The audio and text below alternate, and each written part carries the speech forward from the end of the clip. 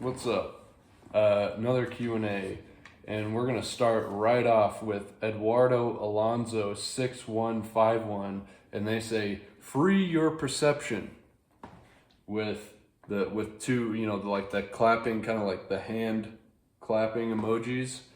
I think that's a dual high five, and I'm not sure. So I'm wondering. I think that means like, yeah, free your perception, high five, or it could be saying free your perception. Like maybe I'm ignorant. I'm trying to free my perception. I'm doing my best, but everybody starts off uh, in the alchemical negredo and has to ascend to the rubedo. I'm doing my best though. Uh, Rick of Lifts. I think that's how you say your name. Rick of Lifts. What's up, dude? He says, fashion piece you own and advise. I would highly advise you buy a Omega Seamaster 300, Omega Seamaster Professional 300, the one from the 90s. This is the automatic version. Or honestly, buy the GoldenEye one. This is the 41 with the automatic movement. This is a really good one. I've owned like 3 or 4 of these and have sold. It's like a watch that I always keep like I want it and then I sell it because I want something else and then I end up buying it again. But every time I sell it, I'm like, God, why did I sell it? Because it just keeps going up in price. So, like I think the first Seamaster 300 I bought was like $900, and now you can hardly find one for under 2,000. So, I would recommend buying one of those. If you can get a, you could also go for the one that they bumped up with the applied numerals, the applied indexes rather, with the coax movement. That's the one that's in Casino Royale. That's a sick watch. That one's expensive, but that one's like, it's a kind of transitional model. This is only if you're into watches, by the way. I'm pretty hyped up. I'm pretty pumped on having the old Seamaster in the collection again. But generally, nice pair of boots. I don't know much about boots. Buy vintage Levi on eBay. That's the way to go. Find some 70s Levi's if you're into that. They got like the cool pointy collar, which I like. I like those a lot. But generally, if I were to suggest one, I would say buy a cool watch.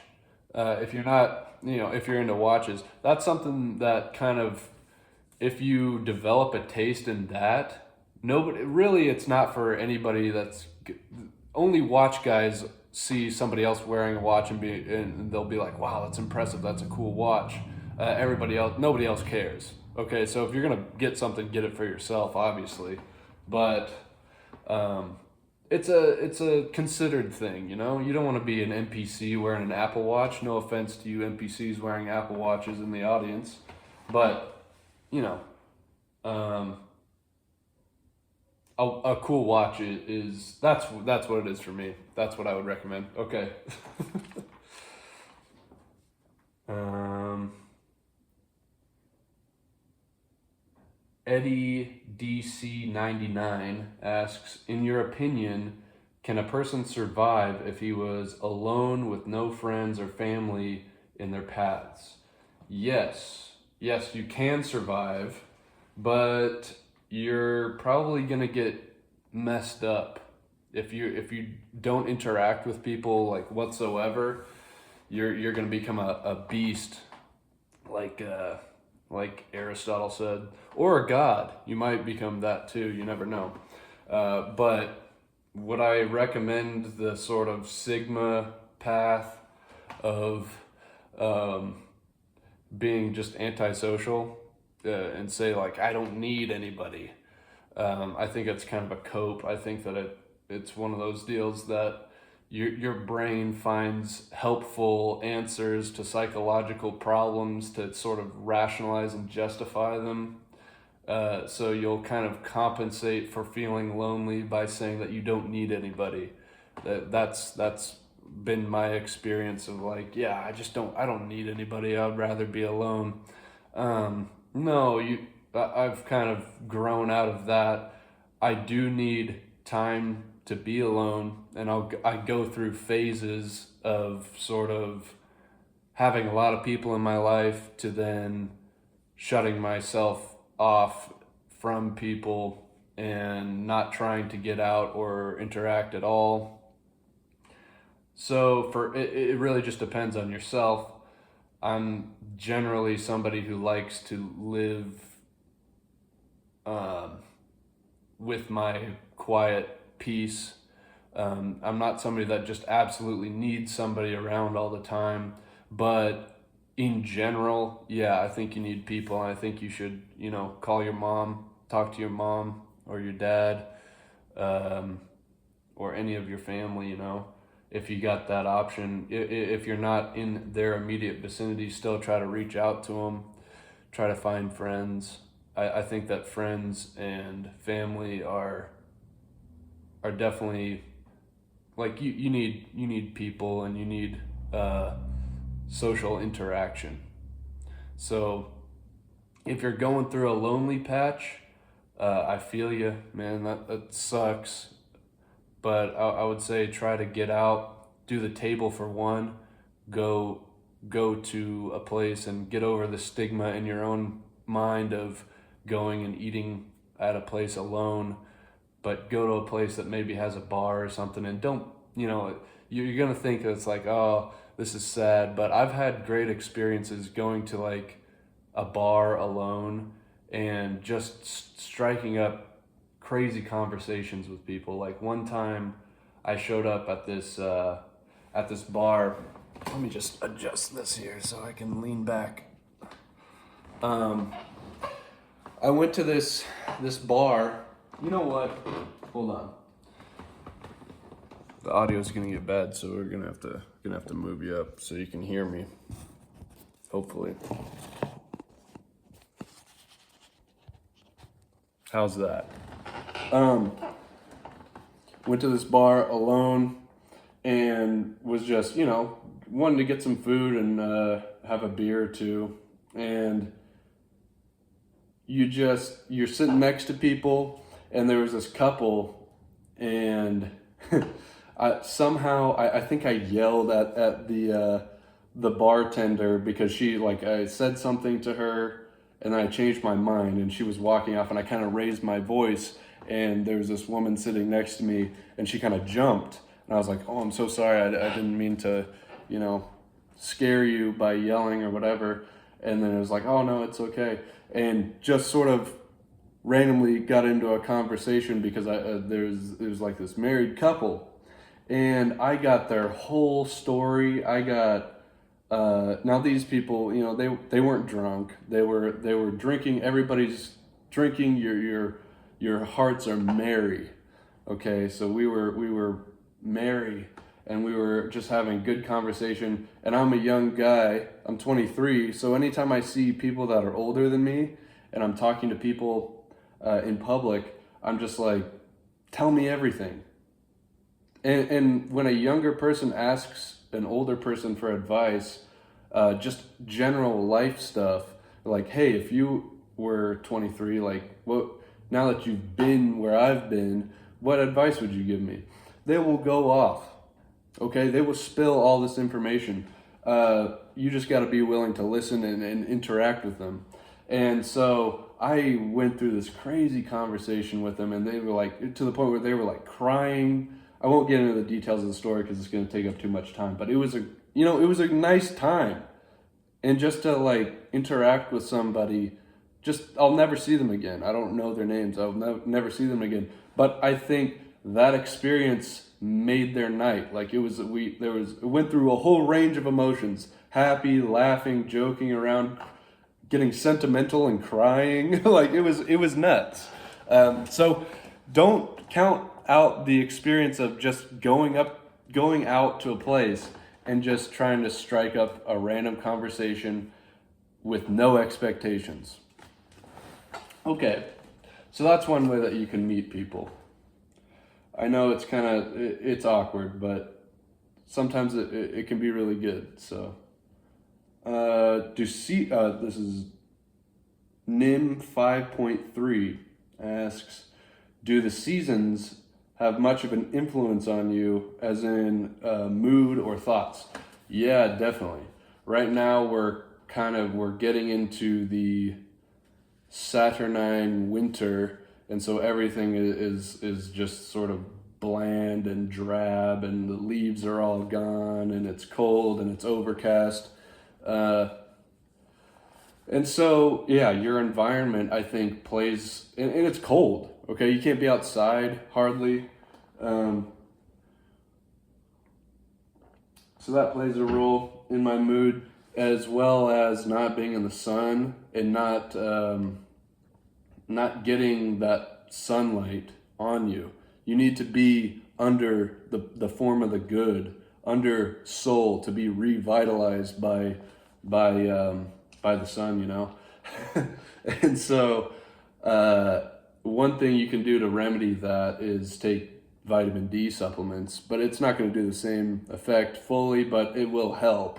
And then also, I took this for granted, but I just remembered this the other day. I was at my parents', and I like doing, they have like an infrared sauna.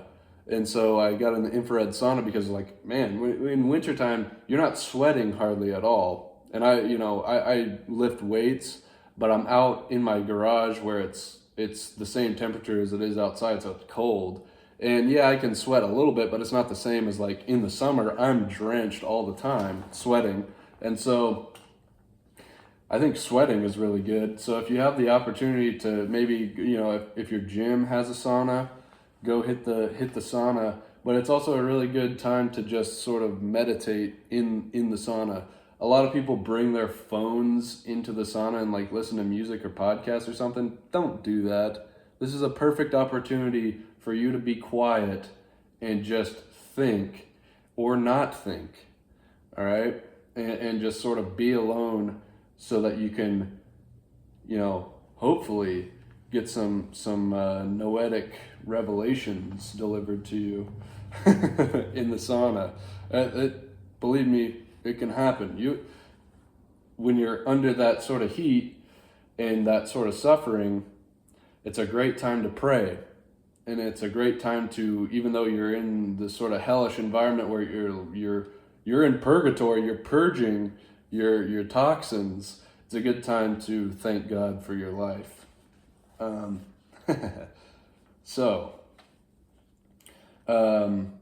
But yeah, seasons do have that effect, and I think that's natural, actually. That lines up with a lot of things. Like, yeah, there's the birth and the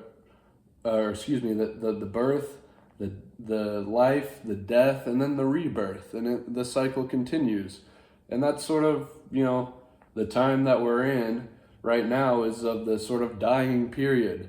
So we're dying to 2025, and we're about to be reborn in 2026. So I look at it that way too, as like, this is kind of a bummer time. The worst month is February because you're really tired of it. But look at it as a time of like, this is just the season that I'm in. And you can look at seasons of your life like seasons of the year. It's the same. All these things are interconnected, if you ask me. So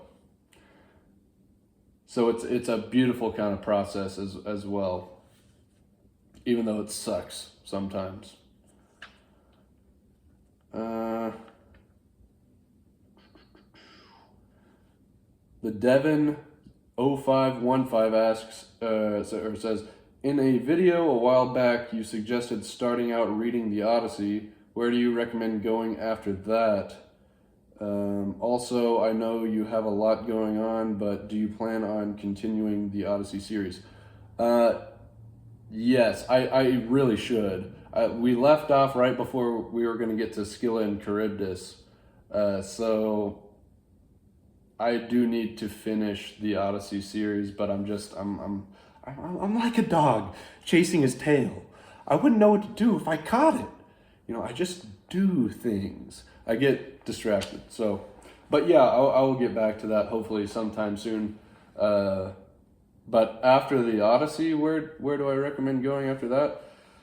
It's a good question. I mean, if you want to stay within the sort of Greek sphere, I would recommend the Iliad as well. But the Iliad, you're going to be disappointed. If you just read the Odyssey and then you go to the Iliad, you're going to be like, oh man, this is like the Iliad or the Odyssey, I would say it's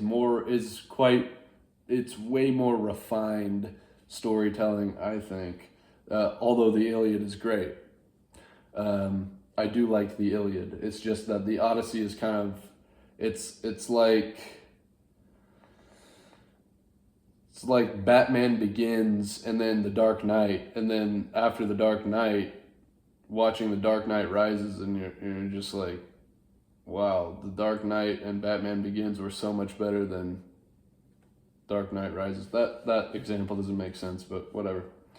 But okay, if you wanted to stay within the Greeks, I would recommend going and reading Greek tragedies. If you can go on eBay, look up complete series of Greek tragedies. You can get all the Greek tragedies for not that, like, I think I bought the complete series vintage, like Lombardo translation for like $50, which is kind of expensive, but it's not bad. Okay, you have all the Greek tragedies.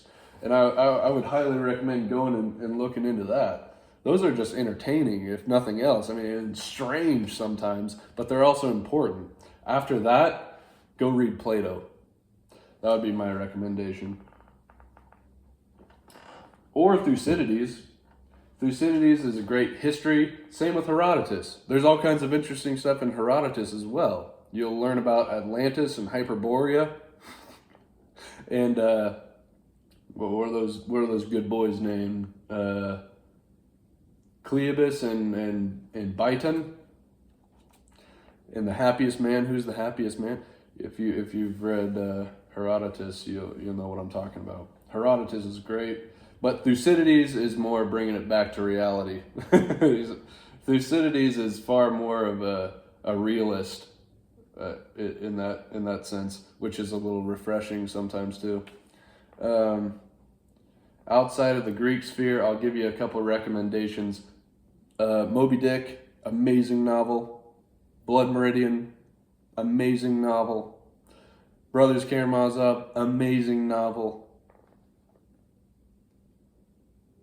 All those books are really long. Except for Blood Meridian. It's not super long, but make sure you're mentally prepared.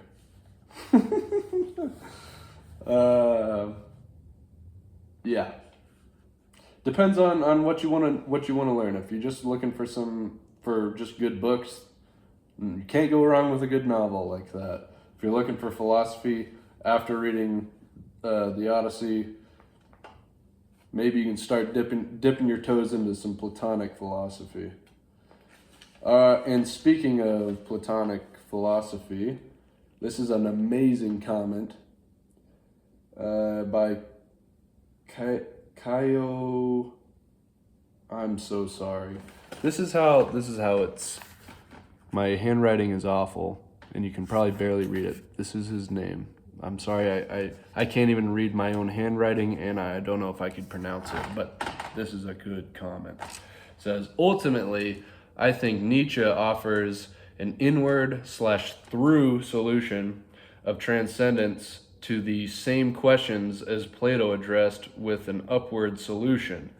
Will to power is equivalent to seeking the good, Übermensch, philosopher king, eternal recurrence, test of liberation, vitalism, liberation while embodied, instinct, noesis, staring into the abyss, gazing into divine darkness of the one.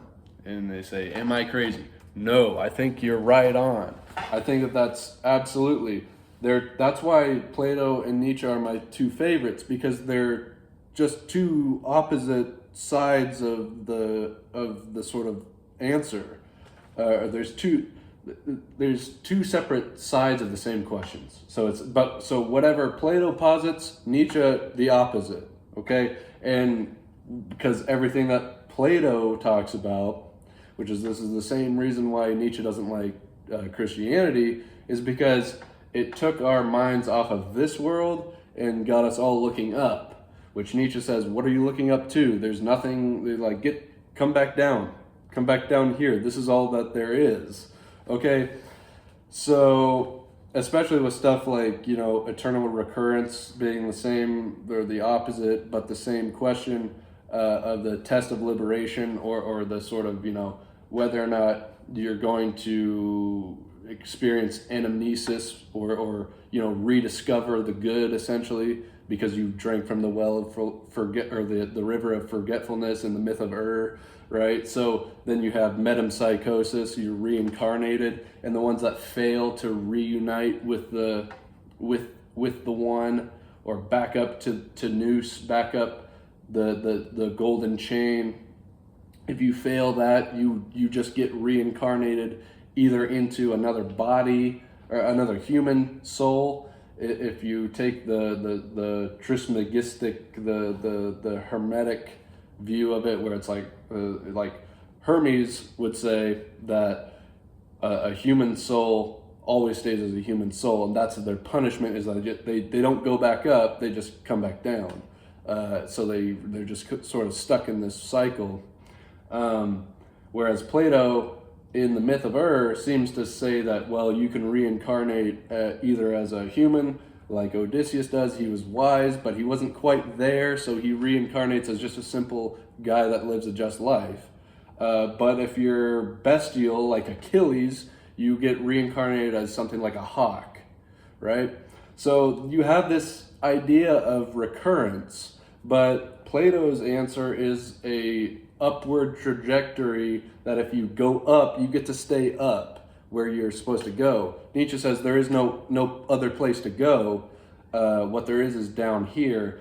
And so in order to sort of get you to live a good life here, because this is all there is, we're going to give you the sort of cattle prod of saying, if you live a sucky life where you do nothing and live a life of suffering as a slave, then all there is for you is to keep in that shitty process. Whereas you might have thought that if you lived this life of suffering and life denial, that you were going to get the true life, which is what Plato would say, which is up there. And Nietzsche just says no. Stuff like the Ubermensch is the philosopher king, yeah. Will to power, seeking the good. That's like seeking the good has a transcendent quality. Yeah, that's really what it is, and you're right on with this. Plato is transcendental. Nietzsche is sublunary. There is no transcending to anything. Yet there seems to be some sort of need within human drives to transcend, or to have some sort of transcendence. And so lots of philosophies are seeking for this transcendence, but since God died after Nietzsche, or when Nietzsche said, finally announced through Zarathustra that God has died, I know he said it in Beyond Good and Evil first, but you get what I'm saying. When he announces God's death, since then, we've all been trying to find some sort of this worldly transcendence, which is a contradiction in terms. There is no transcending if you're just staying here. It's like, this is so stupid. No, I'm not going to do that. Wait. Oh, okay. I'm going to do this is stupid. All right. Now, I'm about to transcend. All right, you what? No. All right. Well,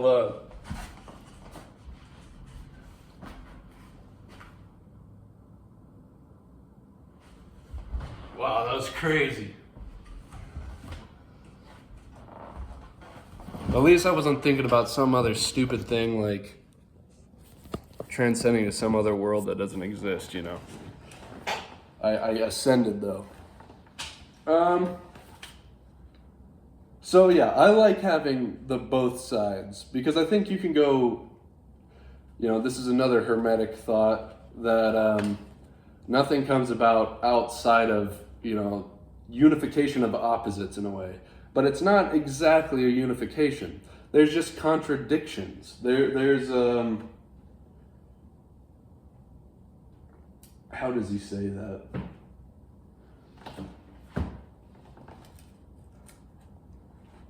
I'm probably not gonna find it. It's okay. There is this thing of opposite of opposite poles in a way, and what is the word that I'm looking for? Yeah, things that contrast essentially is what it is contrast. And you need contrast, and so I love having Plato, which I really like and really lean towards, and my head is constantly in the clouds because I think that it vitalizes, and more broadly what I've learned through all this stuff is that it's not life denying. To me, it's not. To me, it's life affirming. I think that there is life denying aspects of Platonism in Christianity, but I think that equally there's a much vitalization of within Platonism, because I think especially within Neoplatonism you get people like Iamblichus that are within this Platonic tradition that no, they see the world as being totally vitalized through this super essential force of the good, and things on earth are divine symbols of that good. And I really like that thought and that idea, and it does vitalize the world and the mundane, and that's why I love Platonism, and I think Christianity can do the same things. However, in a lot of senses, same with Platonism, there is plenty of life denying where you get more Gnostic about things and start saying that, well, no, all there is, like, this life is just a prison which we're trapped in, which is understandable to think that sometimes. So, I mean, look at the suicide rates. Look at how many people just want to escape, that they just want a way out of existence. I think that Nietzsche has equally good things to say sometimes, and he has very true things to say. You know, he would say that, yeah, the truth is actually, okay, there's subjectivity, of course, but, you know, in the beginning of Beyond Good and Evil, he says, if the truth were a woman, then we've been improper courtiers of this truth, right? Because the truth, the real truth, you're not going to get to it through sort of thinking of some other transcendent thing, according to Nietzsche. And so Nietzsche is more concerned with getting away from this idea. I think that Nietzsche, in a lot of senses, can be helpful to cut through a lot of a lot of the actually sort of life-denying aspects and psychologizing philosophy in some ways, and saying, well, you think this, you don't know that this is why you think this, but there are all kinds of, you know, you could boil it down to like, I forget who it was or what sort of religion. He said these things are so fundamental even to your psychology, and your psychology is affected by little things like your environment, your physiology, you know. I think he was saying about, like, what is it? Was it Buddhist or who was it? It was some Eastern thought. And he said that they came up with that because their diet consisted too heavily of rice and potatoes. Which it's unclear whether I think, we you could hear Nietzsche say that, and of course I laughed at that. I was like, that's hilarious. I think he's serious, but he's joking about that at the same time. I think he knows that clearly this entire metaphysical system didn't spring out of rice and potatoes, but somewhat, that's kind of him pointing you in the direction of that. I don't know if Nietzsche really thought that, but so he's psychologizing, and he's bringing these things fully down to earth of like, yeah, little things add up and matter. And these philosophical systems come out of psychology, which is interesting. I like all these ideas. I think that there probably a lot of it is true, but and I went down a rabbit hole on that one. That was a really good one, and I think that you are not crazy, or if you are crazy, then I'm also crazy.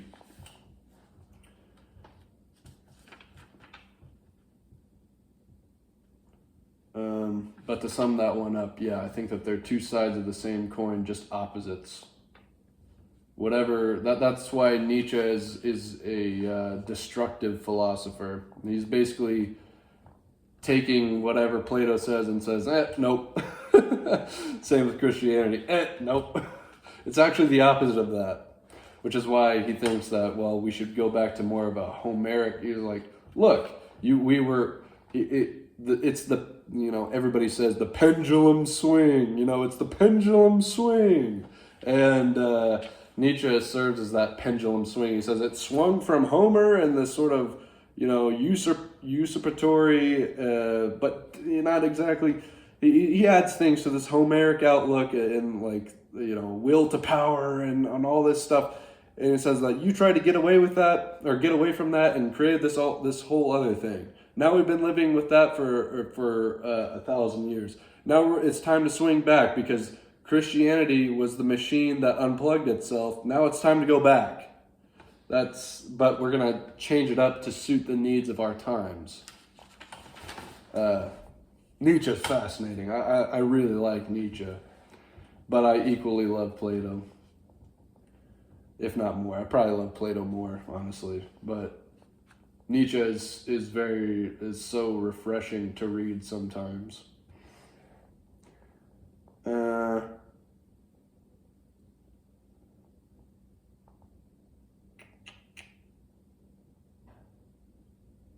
Let's see, what else? We got some other ones in here, but we're getting video's getting pretty long, and I'm probably about to run out of storage again. I'm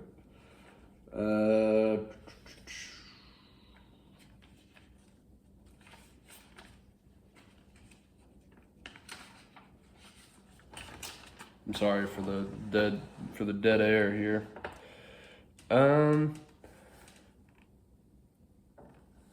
Imad I don't know how, this is the fellow's name.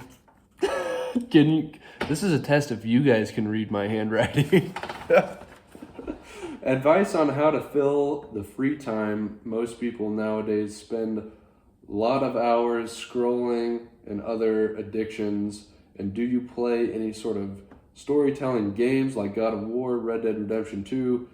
Big thank you from North Africa. Thank you, man. It's cool to hear where you guys are from. It's weird. It's weird to me, being from a small town where your outreach is very local. Yeah, I do play. I've never played God of War. I don't play video games anymore because every time I try to play, I get a weird sense of existential dread. But I'm very nostalgic about video games, story games like Metal Gear 3, Metal Gear 5 is awesome. My brother's been playing Metal Gear 5, and I've gone home and seen him playing it. I'm like, gosh, it's so good. I want to get back into it. But every time I start to play, I'm like, oh, I should be doing other things. And so it's like I can't enjoy it. But Red Dead 2, yeah, when that game came out, spent some hours on Red Dead 2. How to fill the free time. Most people nowadays spend lots of hours scrolling and other addictions. It's weird. Sometimes I definitely don't go on scrolling, bouts of like scrolling. I do have Instagram. I'll scroll for like a minute or two, but I'm definitely not addicted, thankfully, to the scrolling. And I most of the time I don't have to try I don't have to try to stay off of it. That's what I mean by I'm not addicted to it. Um, Advice on how to fill the free time. I mean, my obvious answer is read some books and sort of reading books and like, for me, I don't have, my TV doesn't work. Um, I can get it to work. I have to bring it down and bring out an extension cord, but then I don't have Wi-Fi. I'm not paying for Wi-Fi. That's why, every time I upload a video, sometimes it takes like 2 days to upload a longer video, because I don't have Wi-Fi. Just because it's another expense, and I don't really, honestly, I don't want it. So without Wi-Fi, I'm almost, it's like, what am I gonna do? Use my data that's super slow to watch, scroll Instagram or look at videos when I could be reading, which is what I should be doing? No, I'm gonna read. So throw out your TV, throw away your paper, move to the country, buy you a home, grow a lot of peaches, try to find Jesus on your own. That's my advice. As John Prime would say. I think that's John Prime.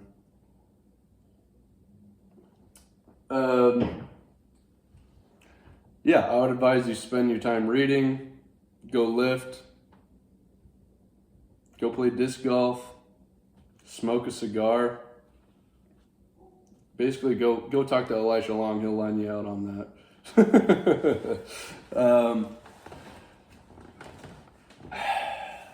There's all kinds of stuff to do that's better than scrolling. Or what else are people addicted to? Porn, jacking off on Pornhub. Come on, man. Come on. You gonna jack off on Pornhub? F out of here. I don't know. Read a book, man. That's my advice. Yeah, that's probably it for the video.